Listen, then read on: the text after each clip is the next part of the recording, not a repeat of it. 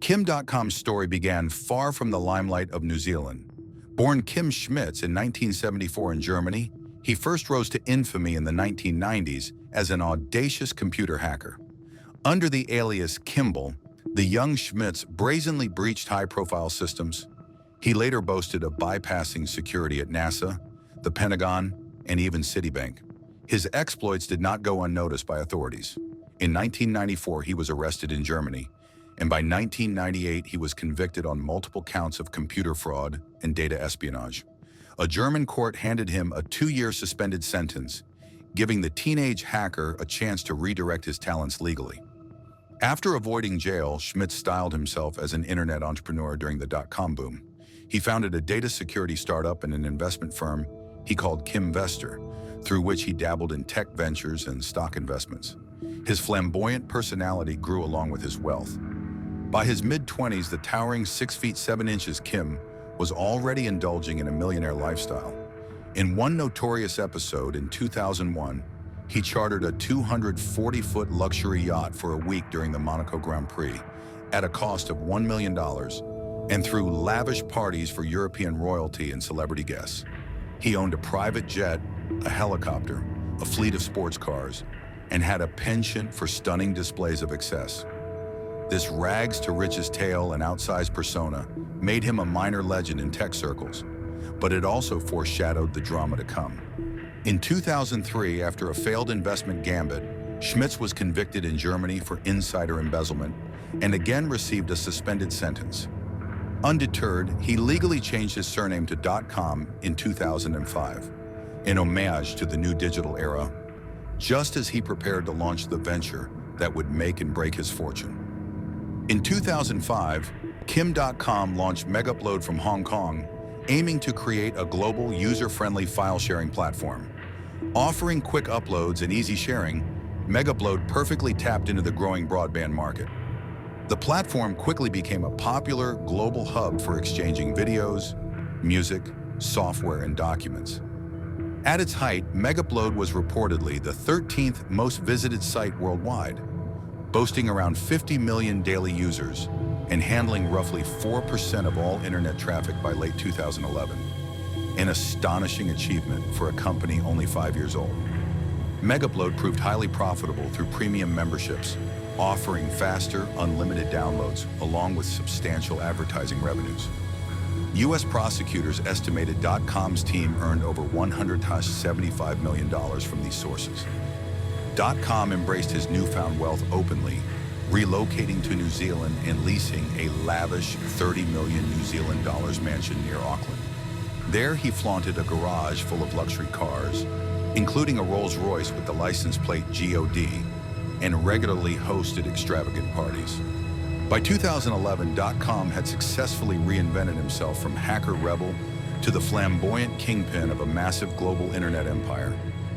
Despite Megaupload's explosive popularity, it harbored significant legal issues that soon attracted powerful enemies.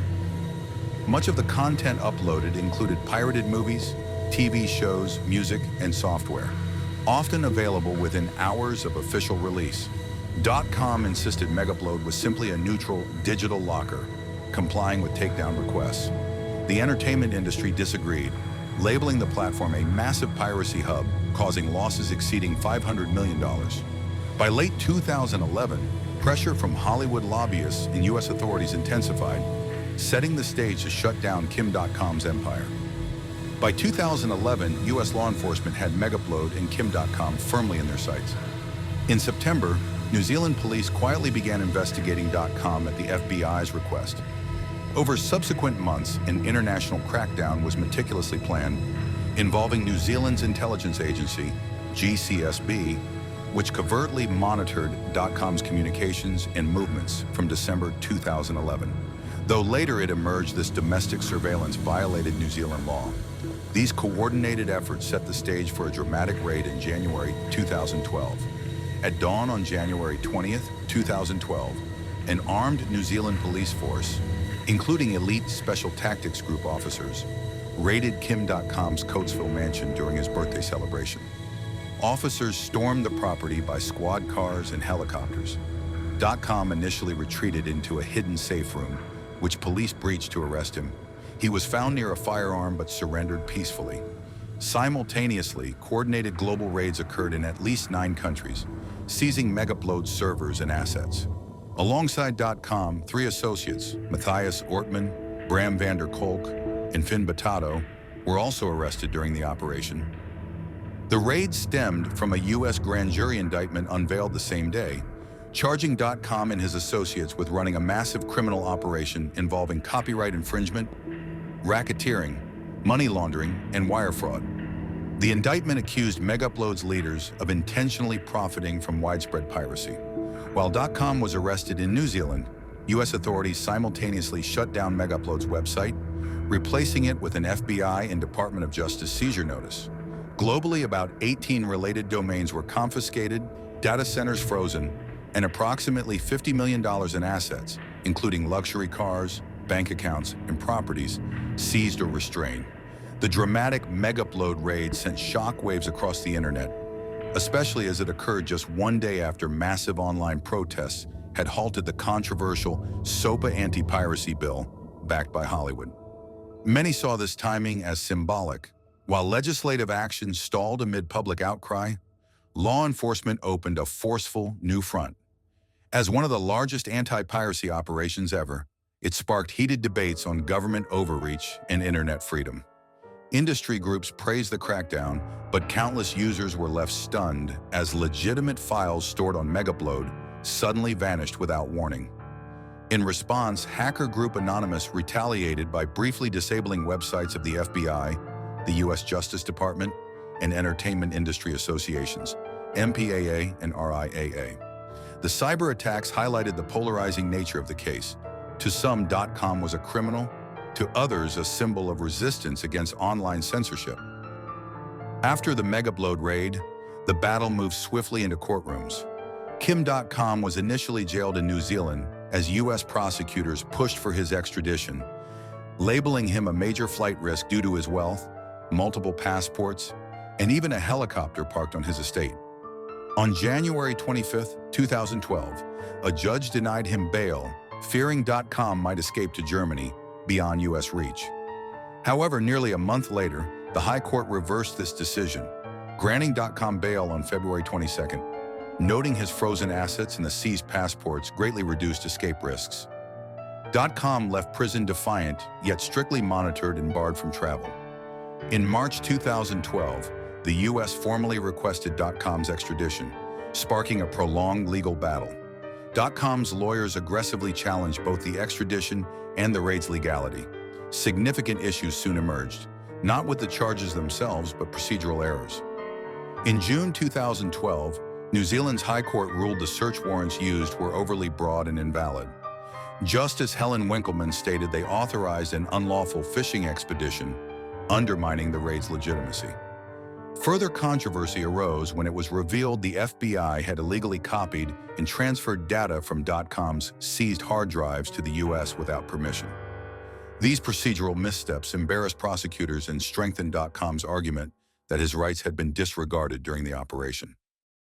In September 2012, a major political scandal erupted when New Zealand's Prime Minister John Key admitted the country's spy agency, GCSB, illegally monitored Kim Dotcom leading up to the raid. The GCSB, prohibited from surveilling NZ residents like .com, mistakenly believed he wasn't a resident. This unlawful surveillance deeply embarrassed the government, prompting Key's public apology and an official inquiry. .com used the revelation to argue that his prosecution was fundamentally flawed. The incident led New Zealand to introduce stricter oversight and clearer laws governing intelligence activities, aiming to prevent similar breaches in the future. As these issues played out, .com's extradition hearing in New Zealand was repeatedly delayed. His lawyers fought for more disclosure, arguing they needed to see the evidence behind the U.S. charges in order to counter them effectively. In mid-2013, a New Zealand court indeed ruled that .com was entitled to judicial review and could sue the GCSB for damages over the illegal surveillance. .com also initiated civil suits for compensation against the police and intelligence services. With each twist, the extradition proceeding got pushed back, from 2012 to 2013, then into 2014, as layers of legal complexity were added. Kim Dotcom remained defiant after the raid. On its first anniversary, January 20th, 2013, he launched Mega, a privacy-focused, encryption-based file-sharing platform positioned as Megaupload's successor. His extravagant launch party notably featured a theatrical reenactment of the raid, underscoring his determination not to retreat. Though Dotcom stepped back from Mega's management later in 2013, the platform continued independently. In an unexpected move, Dotcom ventured into politics in early 2014 by founding New Zealand's Internet Party. His goal was to influence government policies on technology, surveillance, and extradition. Pouring substantial resources into the campaign, he teamed up with a minor left-wing party for the general elections. His high-profile events drew large crowds and controversy, notably featuring appearances by Edward Snowden and WikiLeaks' Julian Assange at the Moment of Truth rally. However, the party failed to secure parliamentary seats.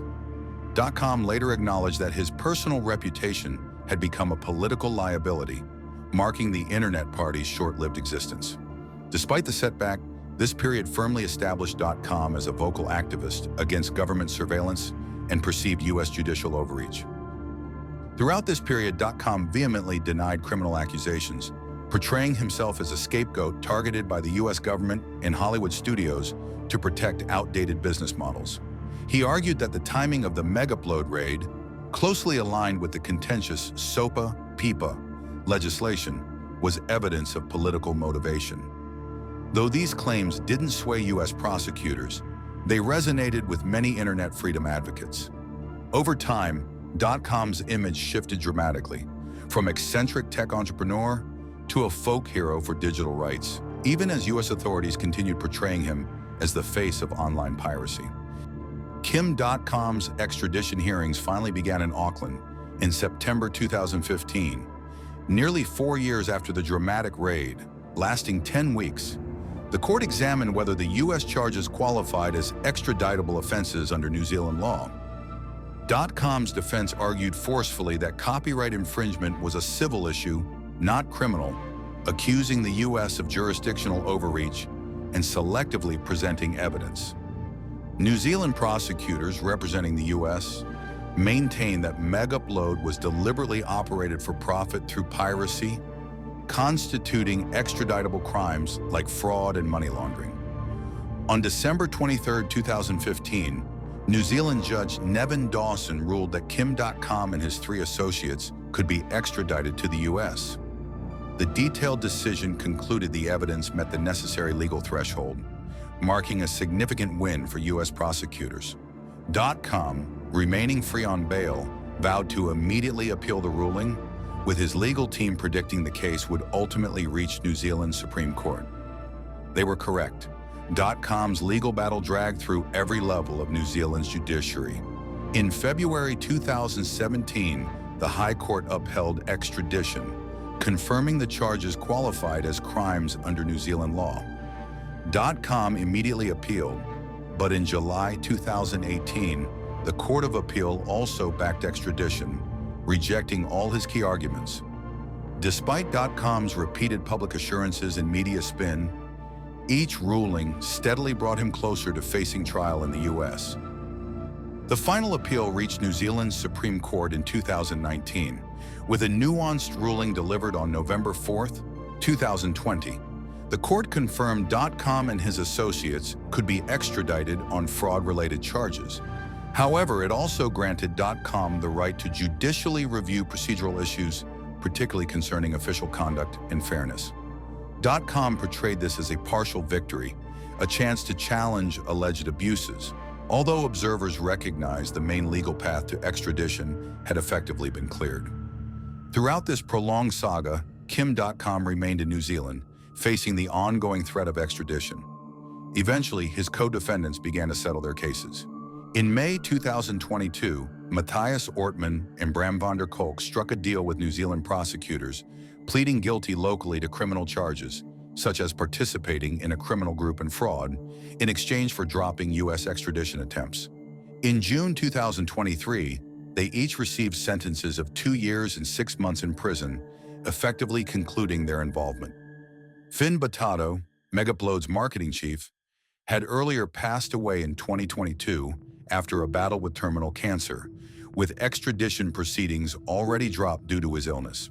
By then, Kim Dotcom stood alone, the last member of the Megaupload 4 still battling extradition to the United States.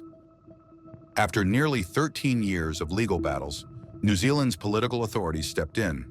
On August 15, 2024, Justice Minister Paul Goldsmith signed the formal extradition order for Kim Dotcom, honoring court decisions to surrender him to U.S. custody.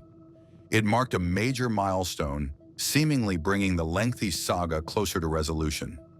Yet Dotcom immediately vowed to challenge the minister's decision through judicial review, continuing to argue publicly and on social media that the charges were politically driven and unfair. As of late 2024, Dotcom remained in New Zealand pending this final appeal, ensuring the case, initiated by the FBI's dramatic 2012 raid, still awaited its ultimate conclusion. The rise and fall of Kim Dotcom is a saga that left an indelible mark on the internet's evolution. In hindsight, the Megaupload affair became a cautionary tale at the intersection of technology, law, and geopolitics. Dotcom's trajectory, from notorious hacker to dot-com millionaire to fugitive fighting extradition, illustrates the turbulent clash between the boundless ethos of the early internet and the constraints of international law. Megaupload's incredible rise showed the world how online file sharing could revolutionize internet use.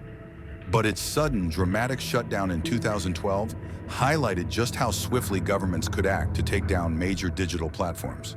The Megaupload raid sent a strong message. No internet service, however popular, was beyond legal reach if it broke the rules. In the aftermath, similar file-sharing sites scrambled to tighten their policies or shut down entirely, worried they could be next. The impact was chilling, severely affecting the cyberlocker industry. At the same time, the incident sparked an important global debate about user rights and cloud service reliability. When Megaupload was seized, countless users lost access to their personal files overnight, forcing questions about how to fairly enforce laws without hurting innocent people's data and privacy. For Hollywood studios and music labels, Megaupload's shutdown was a huge win against online piracy. They'd long viewed Dotcom's platform as a center for massive copyright theft, and the U.S. indictment portrayed it as one of the largest piracy cases ever. Entertainment industry groups celebrated the prosecution as essential for protecting their content in the digital age. They continued their fight, filing a civil lawsuit in 2014 against Dotcom and Megaupload to seek financial damages. To them, Dotcom was a flashy villain profiting by allowing piracy. The case strengthened their push for tougher international laws and cooperation to control online content. Digital rights activists and many internet users saw the Megaupload case very differently, as a symbol of the battle for an open internet against government and corporate control. The raid's timing, just after the SOPA protests, seemed to confirm fears that the U.S. was bending rules to please Hollywood. The sight of heavily armed agents arresting Dotcom overseas and users worldwide losing their files triggered debates about fairness and national sovereignty. Should the U.S. reach across borders so aggressively? Was the harshness of the raid justified? Throughout the lengthy case, Dotcom became a controversial figure, hosting anti-surveillance events, funding political efforts like the Internet Party, and supporting whistleblowers. To some, he was a martyr for internet freedom, even though his personal motives and profits complicated his image. The lengthy Megaupload legal battle revealed, and even corrected, serious government missteps. For example, the illegal spying on Dotcom led New Zealand to reform its intelligence agencies. The case set important legal standards for handling extradition, evidence, and defendants' rights, demonstrating clearly that even complicated cross-border justice eventually holds powerful online businesses accountable. Kim Dotcom himself leaves a mixed legacy. He undeniably pushed the boundaries of online entrepreneurship, profiting massively from weak copyright enforcement in the early internet era. In doing so, he forced governments to update outdated laws. To his fans, Dotcom became a bold champion of digital rights, shining a spotlight on issues like government surveillance, internet freedom, and corporate influence. To his critics, however, he's an unapologetic profiteer who built a luxurious lifestyle at the expense of creators, defying the law until the law caught up to him. As of 2025, Kim Dotcom's future still hangs in the balance, awaiting the final outcome of his extradition appeals. For over a decade, he's remained in New Zealand, technically free but unable to travel or fully move on from his ordeal. Whether he's eventually sent to the United States for trial or manages a last-minute victory to remain free, Dotcom's saga with Megaupload has already left an indelible mark on internet history.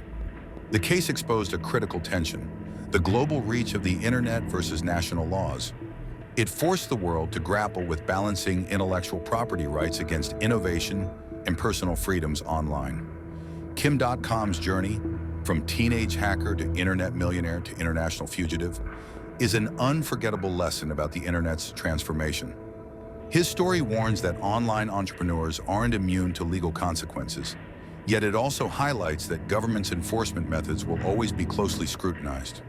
Ultimately, Dotcom's rise and fall sparked a worldwide conversation on what kind of internet we should have, one still shaped by Megaupload's dramatic legacy.